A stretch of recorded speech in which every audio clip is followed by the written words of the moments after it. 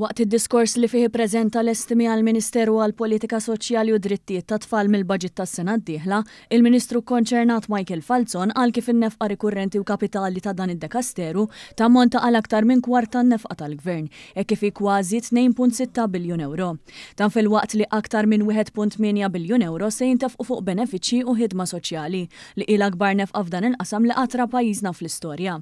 Dan ifisser żieda ta' 57 miljun euro fuq l-2025. Il-budget tas-sena d-dieħla qed jalloka 1.7 biljun euro f'miżuri favur il-pensjonanti, l-anzjani, il-ġenituri, il-familji, dawk fuq tħul baxx jew medju, persuni b'diżabilità, aktar minn 44 miljun euro għal Fondazzjoni għas-Servizzi tal-Ħarsien Soċjali l-FSWS, kif ukoll aktar minn 17 miljun euro fuq għaqdiet volontarji u mhux governattivi.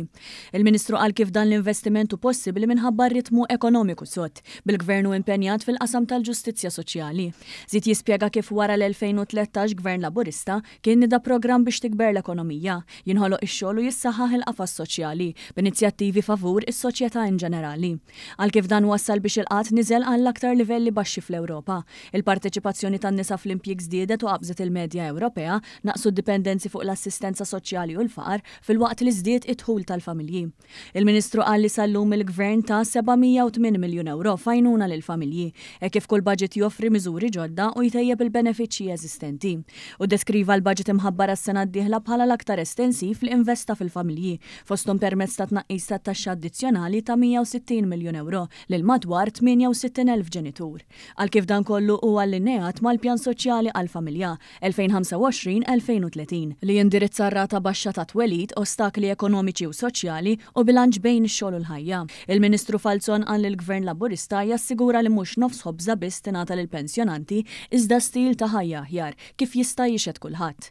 Għal kif investiment totali għas-sena d-dieħla se jammonta għal aktar mid-doppju tal-2013, anke jekk f'dan il-qasam qatt ma tista' tgħid li wasalt. Jekk hawn xi ħadd li jaħseb illi fis-soċjal se jgħid isma' daqshekk wasalna, ikun qed juri kemm ma jaf assolutament xejn fuq il-qasam soċjali.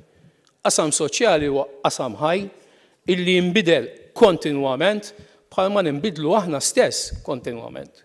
Fid-dibattitu ħadet semm ukoll id-deputat Laburista Davinja Sammuthili li qalet kif il-budget jagħti sens qawwi ta' ġustizzja soċjali u prijorità lin-nies bl-allokazzjoni rekord tiegħu. Min-naħa tiegħu id-deputat Laburista Michael Farrugia innota kif dan il-Gvern għandu l-viżjoni li jagħti l-inizjattiva lin-nies biex jimxu l qudiem.